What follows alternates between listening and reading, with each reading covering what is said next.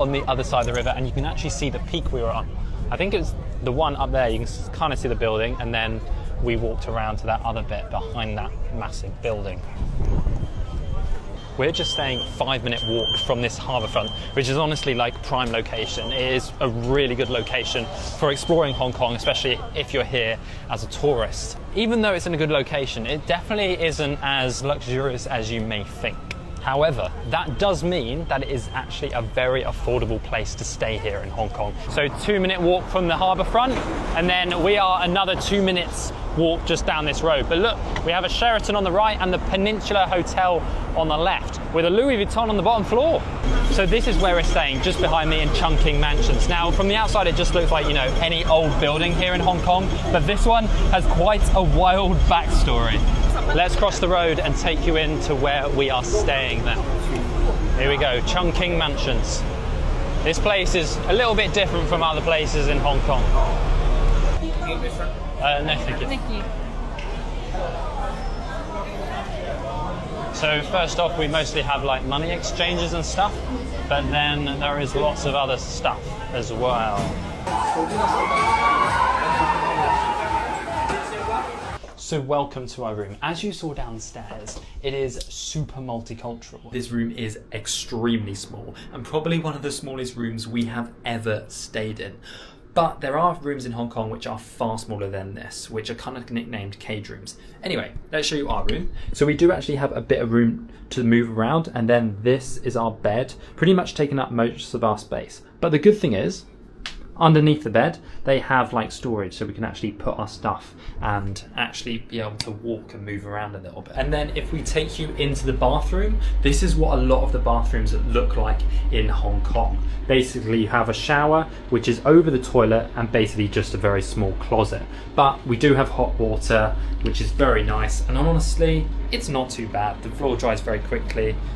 Can't complain too much. Now, for the price. This place is only costing us £31 a night on Airbnb. So if you actually booked it in person or you booked it other ways, you can probably actually get it a lot cheaper than this. I've seen as low as £10, £15 a night online, but you might not get quite as nice or as clean a room as in this room we are staying in. As you can see when we got off the lift, this building is extremely old. It was built in 1961 and there have been a few renovations, but the main place has not been upkept very well, and so it really doesn't have the best smell. This is part of the stairwell. I've just seen about 3 cockroaches running about the floor here. It's absolutely slightly gross. It doesn't smell good. This place definitely hasn't been cleaned in a while. In Chongqing Mansions, in this one building, there is 1,980 rooms. Over 4,000 people stay in this one building every single night. Now, a lot of backpackers and travellers actually stay in the guest houses here because it's so affordable and has such a good location. Today, Chongqing Mansions has a lot of guest houses, especially because there is now loads of CCTV all over the building. Now, on the bottom floor, there was a lot of second-hand phones being sold, and apparently, I don't think it's still happening today.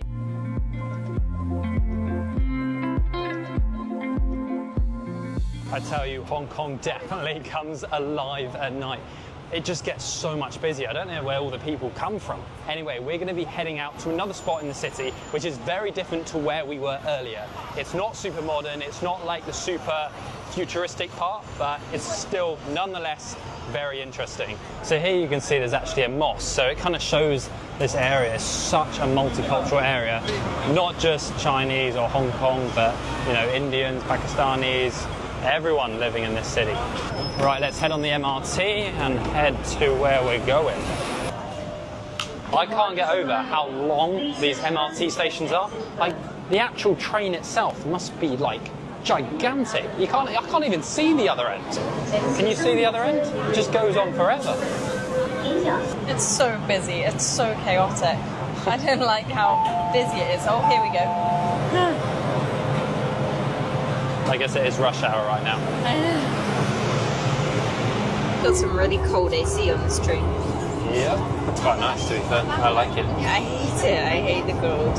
All the subway stations in Hong Kong actually mostly have different coloured backgrounds, and that's because when they first built the subway, lots of people in the country were illiterate, they couldn't read, and so that they used the colours so that people would know what station they're at. We have just arrived at Temple Street. It's basically like a busy street marketplace here in Hong Kong. It's very popular for tourists, and I'm not sure if it's popular for locals. Let me know in the description, but it is bustling here too. Look at this. Got all the beautiful light lanterns up on the ceiling. This must be where lots of people are eating. This must be the good spot. Ready for some food? Yeah, this feels so different to like all the pret-a-manger's and M&S's in the central Hong Kong area. Yeah, this is like Southeast Asia, street market, quick food, noodles. Smells good though. Wow, here we go. There's the proper Asian street food.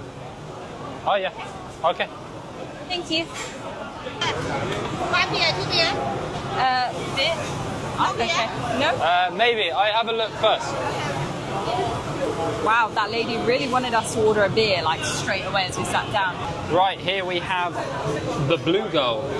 And I don't think this is a Hong Kong beer because it says German brewing tradition, so yeah. How is it?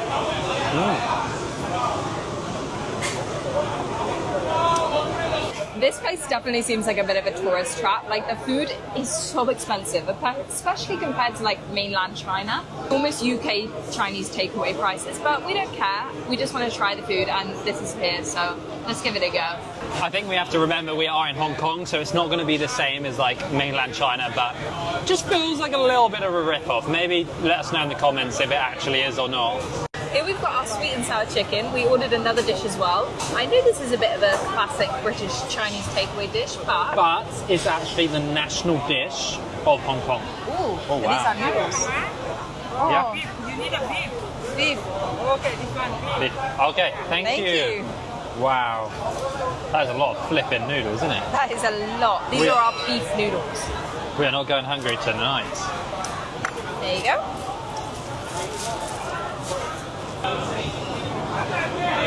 They're like the vermicelli rice noodles rather than like thicker noodles. I don't think we ever saw sweet and sour on the menu, whereas sweet and sour in the UK is very popular. Wow,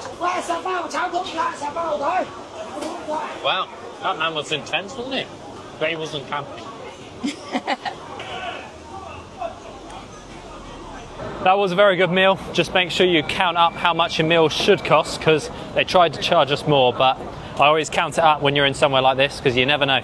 And they did try to charge us more, so just count your money and you'll be all right. I know initially we said the food was good, but on second thought, I think that sweet and sour literally just didn't have any flavour. I definitely feel slightly ripped off. I don't know if maybe that's how sweet and sour is supposed to taste, but to me there was like no flavour, no salt, and I feel like salt is used a lot in Chinese food. Obviously been to a lot of Asian night markets and it's kind of the typical things that you're selling all types of stuff on a fairly cheap scale. So now we have just come down to the harbour front. This is where we were earlier, but now all the lights are on and honestly, how beautiful does it look? It looks incredible. Like the skyline here is like nowhere else. And in about 5 minutes time, so at 8 o'clock, there's actually going to be a light show. I think this goes on every night. And I hope that the whole skyline is going to light up a bit, but we'll see.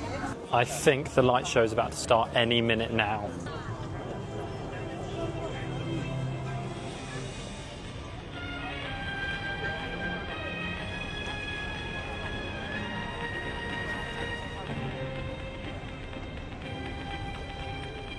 It's mental how busy it gets around here at 8 PM because of the light show.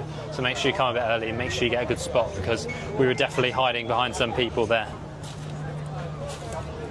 Walking around this harbour area with the light show and everything, it just feels like such a wealthy city. I really do love this city and I'm sure we will be back at some point.